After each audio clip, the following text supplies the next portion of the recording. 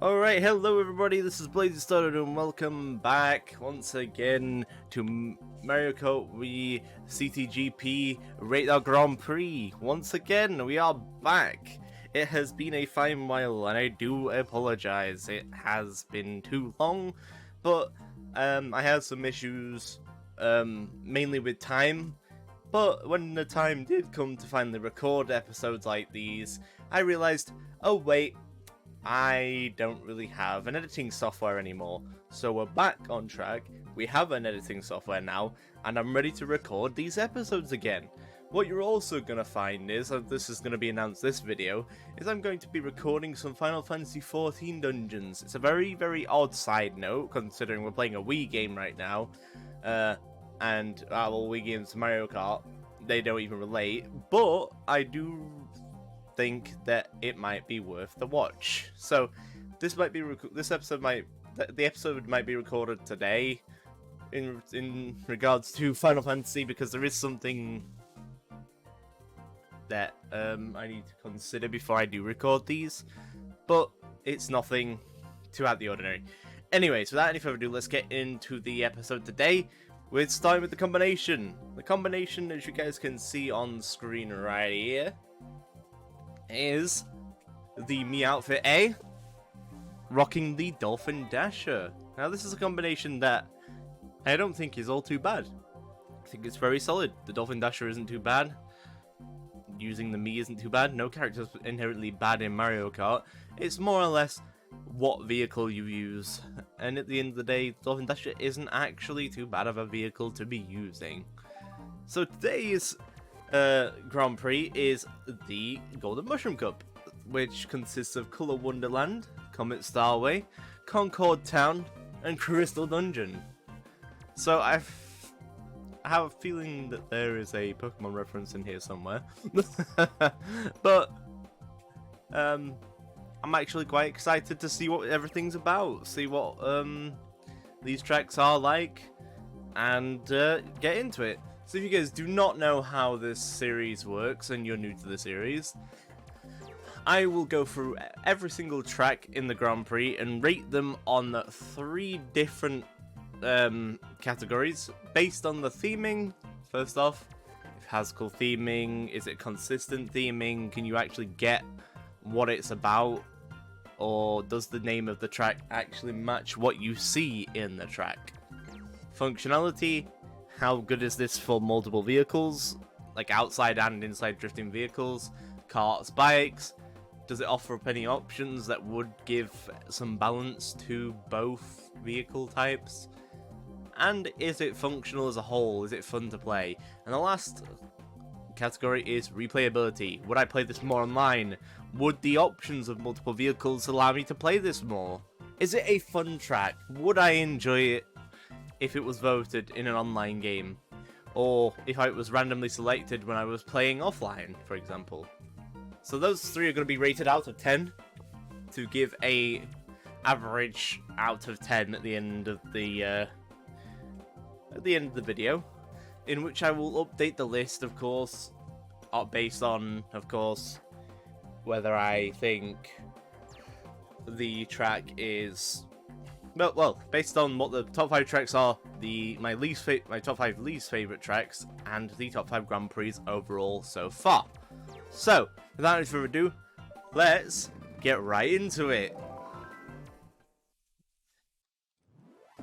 Starting off with Color Wonderland, I definitely see color in the start. Intrigued. This level already catches my interest, which is a good thing. But will that interest that has been taken from me be in good placement?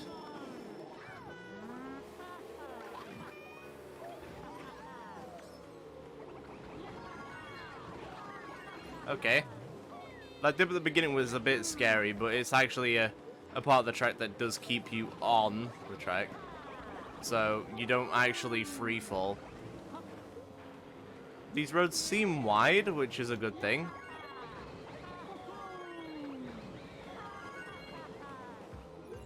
Okay, I was very unsure about what was happening there, and I feel like maybe an outside drifting vehicle would not have a chance to recover there. But that's more of a course, that's more of a track understanding than anything else.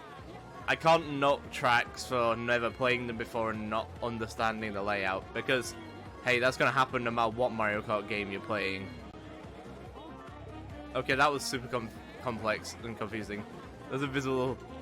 That visible part is weird. I don't think I hate it, but that's getting used to. Another track thing. Get over here, Waluigi. By the way, I don't know if any of you guys have actually played the new tracks in the booster course pack for Mario Kart 8. I approve of them. Oh, I was on the floor at that point. Come on, game. Thank you.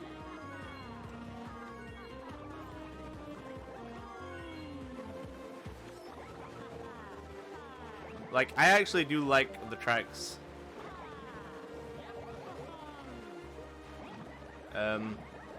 Calamari Desert is very well done. Mushroom Gorge is very well done.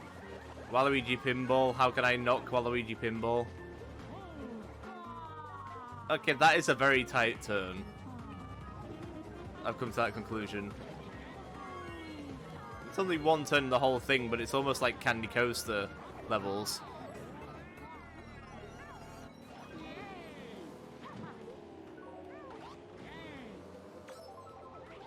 Doesn't give him much recovery, and when I know what's coming up, it doesn't exactly help me out either.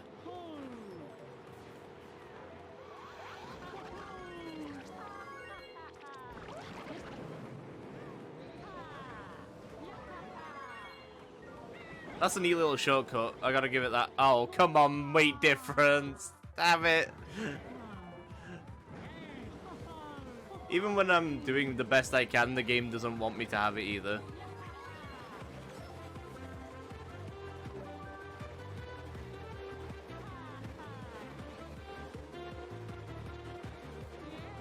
Can we at least take top 3?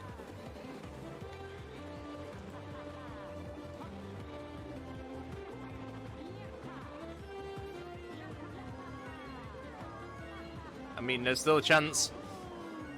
Oh, damn it. Took second place. Okay. That track went by really quick. Close to got stuck and got 44 minutes of time. But, so, Color Wonderland. What can I say? What do we say? Of course, I put a bit of thought through playing it.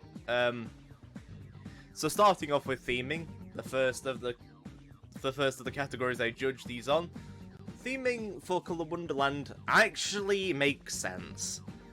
The theme is very, very consistent. It's pretty much there. Like, there's color, there's rainbow from Rainbow Road, there's that sort of track. The cool little clouds are cool too, matches the theming well. It's a very solid theme, and honestly, I don't think there's anything wrong with it. All the textures are great. I wouldn't say there's anything out of place.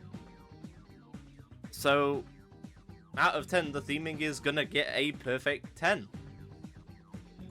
Functionality. This is where I feel the track dips a tiny bit. Tiny bit. The roads, for the most part, are perfect. There are two little parts on the track that do bother me a bit. The biggest one being those invisible roads, because they don't. There's not really much time to react to seeing them. So you'll either go off of the end of the track, the fall, or you'll end up hitting a barrier which wastes time and allows everyone else to catch up anyways. The other one is the part where you fall under that blue block right here, as you see. That's not so bad. That's more getting used to the track than anything else, so I cannot fault that much. So, the functionality, personally, I think that there's a lot of functionality for carts. That invisible part, not so much. It's a very tight turn, but there wasn't really much that they could have done, I don't think. I feel like it's wide enough to allow carts to turn, but carts will still bump into a barrier and take a wider turn, which gives them a bit of disadvantage.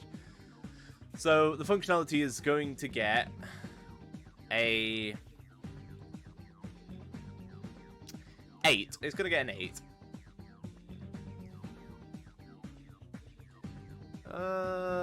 Actually, I'm still debating this, actually.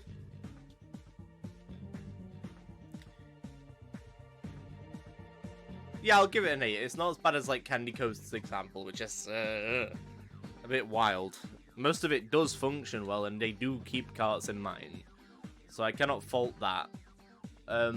Replayability, the final of the categories. About replayability, would I play this again? Would I be excited to play this online? Yes, actually, I really would. If I was in a cart, not the most excited, but I wouldn't complain too much. It would just be okay. Very middle of the road-ish. But if I was on a bike, certainly. This track has some interesting parts to it. I feel like there's a lot in store if you're thinking about, like, item usage, blocking off areas. That shortcut is very handy. There's a lot of shortcut potential, a lot of speed gaining potential. Works out very well for this track, and it actually works well in its favor. So the replayability is gonna get, I think, another 8. And that brings us to the end of Colour Wonderland. We're now moving on to Comet Starway.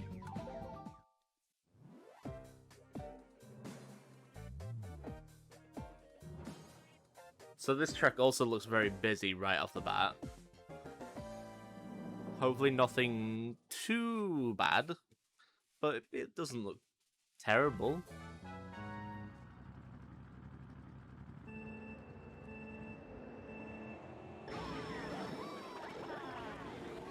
Okay, with where you start there, I don't think people will notice it very easily.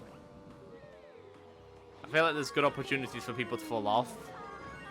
That's not really too much of a problem. Wow.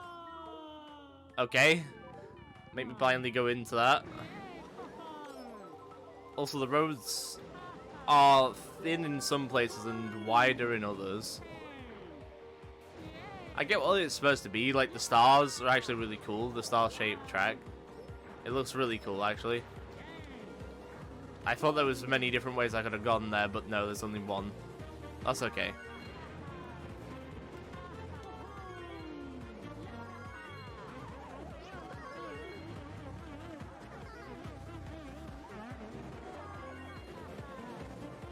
The vibe that this track gives is like almost older custom track vibes.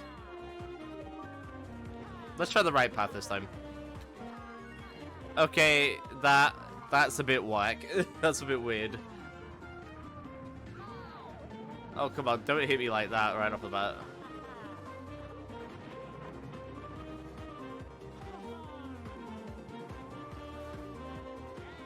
This part is good for, like, carts and stuff. Interesting little shortcut. I just about made that.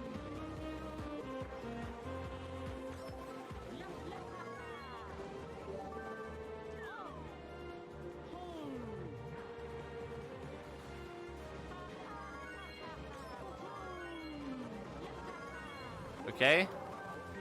This part is fine. They give you more room here, which is nice.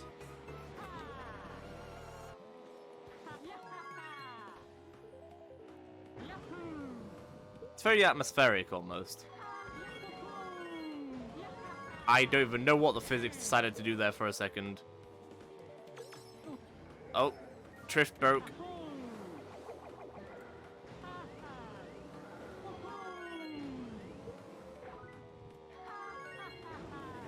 At least that shortcut's consistent. I was worried about it for a second, so I decided to take it another time. Just to see if the consistencies were more on my ability to aim.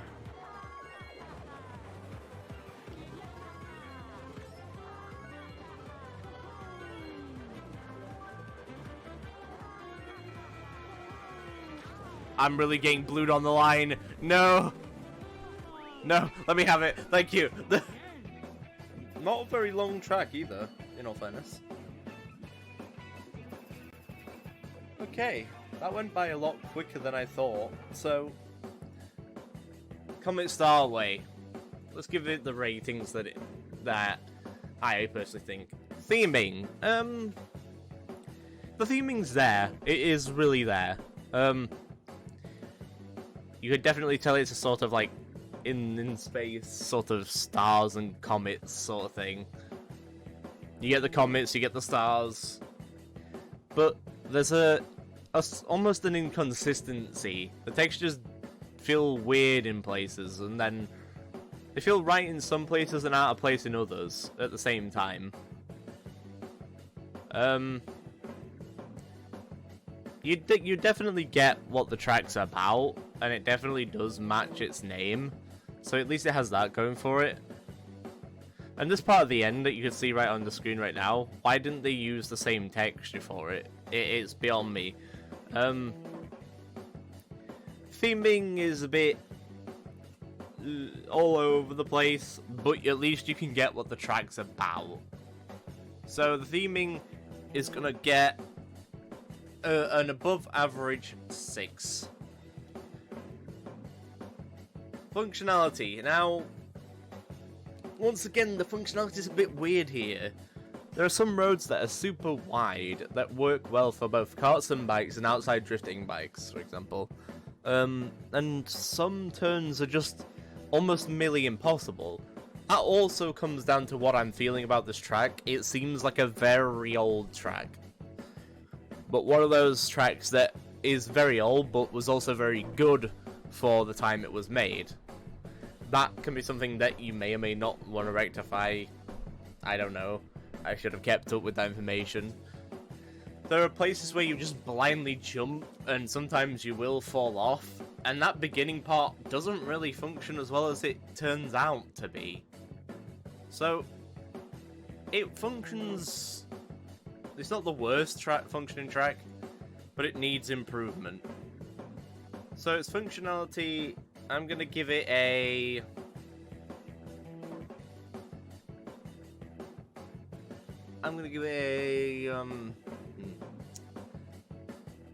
6 again.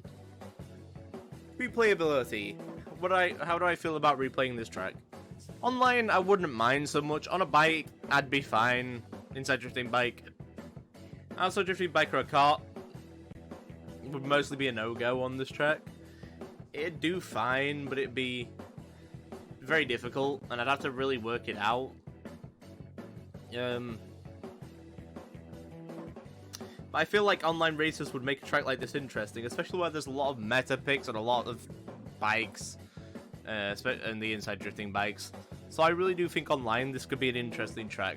So for that, the replayability actually gets an upgrade from the rest of the scores and gets a 7.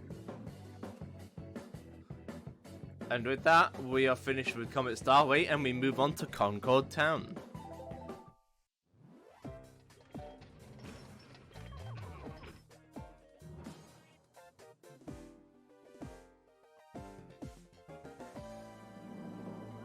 This instantly gives off Delfino Square vibes. And I'm not actually against that. I actually I'm excited.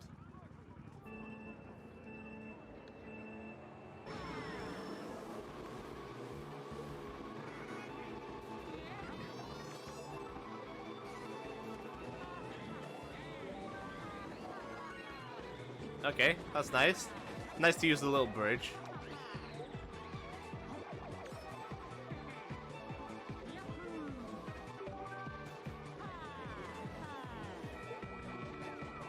I have a fib that doesn't really work out well. Ow.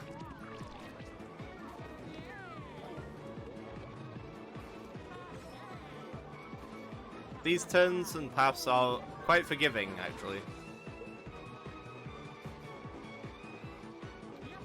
Okay, that is a shortcut, I feel like.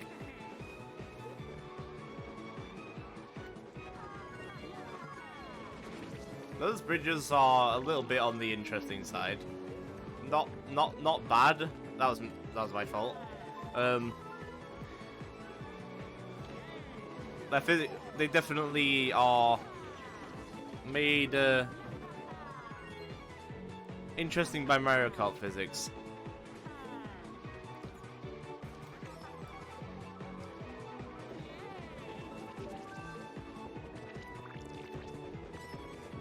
Okay, so that's a little cut if you want it.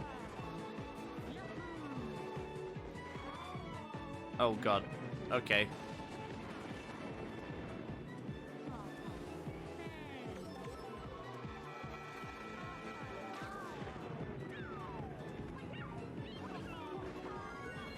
That's actually very good to get,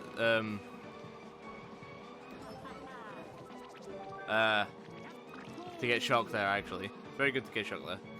Why can't I think of it as a shock for a second? They're very low tricks. And you know what? I'm not against that. These bridges don't work as bad as, I first thought. Gotta give them more credit.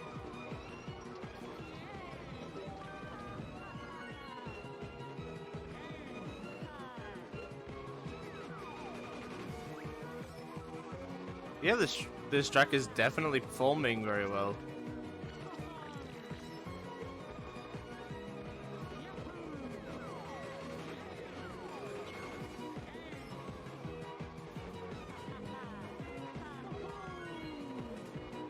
Yeah, that is exactly what I thought.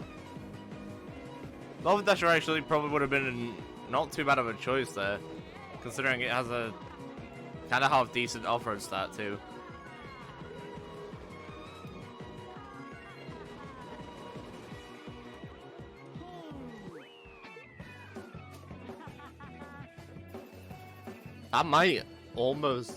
That might be my favorite of the tracks so far, I think.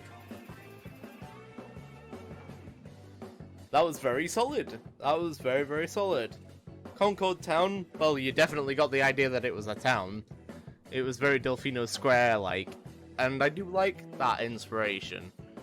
All the textures worked out, you get the idea that you're in a town, the people cheering you and everything, it's actually good theming. No textures looked out of place. Of course, the buildings make sense, it's Mario Kart textures, there's not really much that they could have done, they were using existing textures. Even that shortcut little alleyway thing, the dark shadow, was actually good for it too. Very good for the theming, very good for how it looks. And you definitely get the idea that you're in a town and racing in a town. And that is a good thing. I really do believe that's a good thing. So theming, once again, I think I'm going to give it a 10. I can't fault it. No, none of the textures are out of place. No issues with how the track looks at all. Not a single one. Functionality. Now, I feel like the functionality is almost there. Very almost perfect. Those little 90-degree turns in the middle of the track, I did get bloopered like almost every time. But I feel like for karts, it might not be a problem so much, but I feel like they could have issues, especially if they get hit by certain things there, as opposed to like inside drifting bikes. So that's a small little teeny thing. And of course I can't actually get over the bridges. They're fine, they're not a problem. It's just Mario Kart physics doesn't make them work how you might expect a bridge to work. So personally, functionality is still gonna get a very solid 9. I can't knock it all too much. Finally, replayability. Would I be excited to see this online? I don't know, actually. It'd be fine to play. It'd be just like racing Delfino Square, really. Not a problem with racing it. It's not the most, like, exciting track in terms of, like, shortcuts. There is that one shortcut, but it's the only one that really exists, you know? I feel like races on it could be okay, but I just feel like it's a solid track, while also being not overly ambitious. So it's not trying to do much in terms of like cool ramps, cool tricks, cool shortcuts. It's a very professional track. So the replayability is going to get the lowest score, but still a very respectable 8. Because, honestly, it plays out like a Nintendo track. And if Nintendo used it as a track, it wouldn't entirely be out of place. So, with that, we'll move on to the final track, which is Crystal Dungeon. Boop, boop, doop, boop, doop, doop, doop, doop, doop. I see a shortcut there already. Okay, okay. You've caught my attention. Doesn't look like a very long track either. I could be wrong though.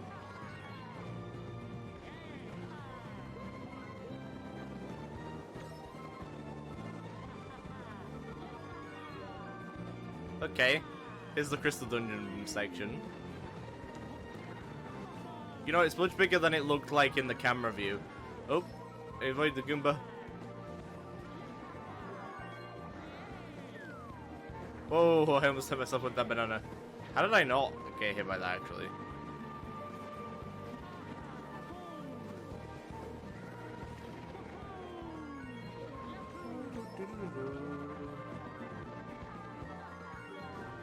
I feel like that's a very good shortcut for somebody who might have a mushroom or an off-road based vehicle, like I do, for example. Or, of course, the off-roader, for example. Ooh. Okay.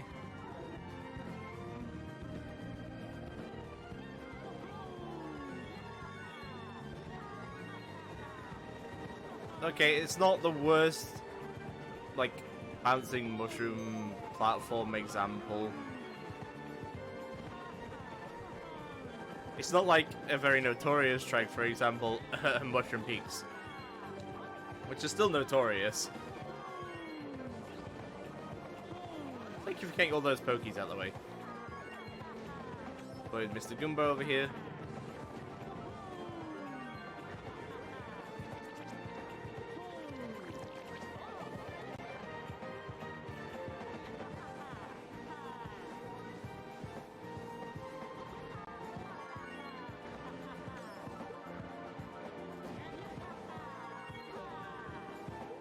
This also gives off, like, old custom track vibes as well.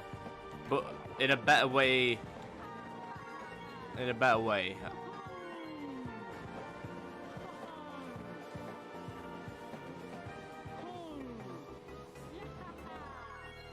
Like, you can see how, like, it's all about the very thin platforms.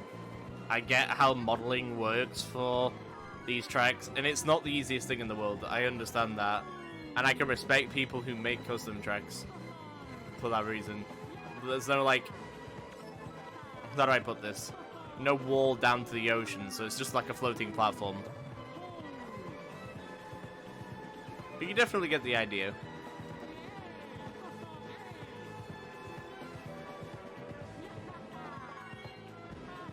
This shortcut is really nice for a vehicle like the Dolphin Dasher. It's so nice. I've gotten the hang of this now.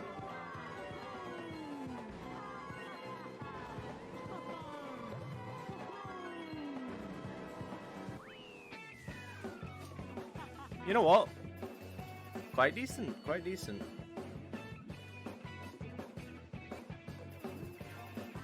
And that was Crystal Dungeon.